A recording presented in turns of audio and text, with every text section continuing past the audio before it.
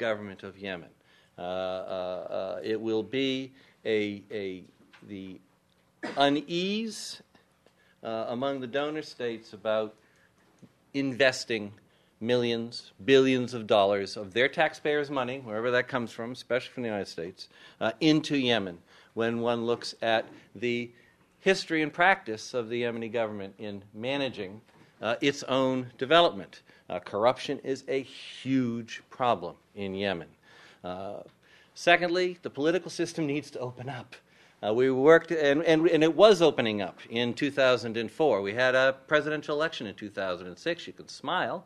Ali Abdullah Saleh actually had a genuine, credible opponent. There was a rather vigorous campaign for a couple of months in which the opponent's speeches and his campaign rallies appeared on government television uncensored from beginning to end.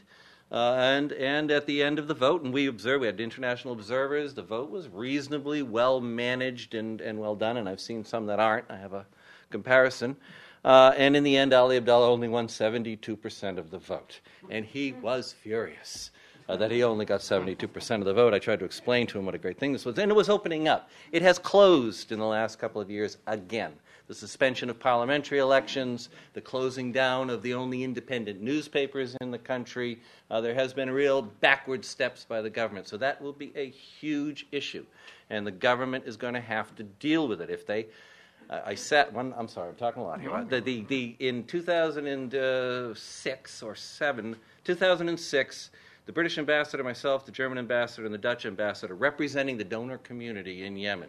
I'm doing the MCC. We're all willing to put many more millions on the table. We went to see Ali Abdullah Saleh to explain to him quietly that we're willing to do this, but you've got to make some serious decisions about the management of your government. He threw us out of the room. We're not going to interfere in the internal affairs of Yemen. He's not a long-term planner. He's a short-term planner. It's a tough place to be a long-term planner.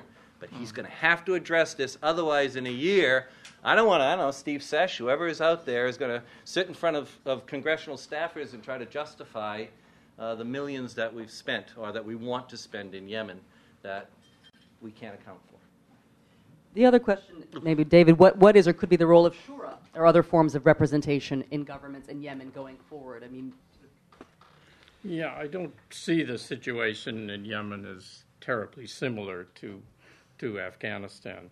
I would say just for a second, we should remember the People's General Congress as the ruling party has never, in my knowledge, wanted to be the only party in Yemen. I don't mean that it wants to be thrown out or lose, but it did want to develop some degree of democracy.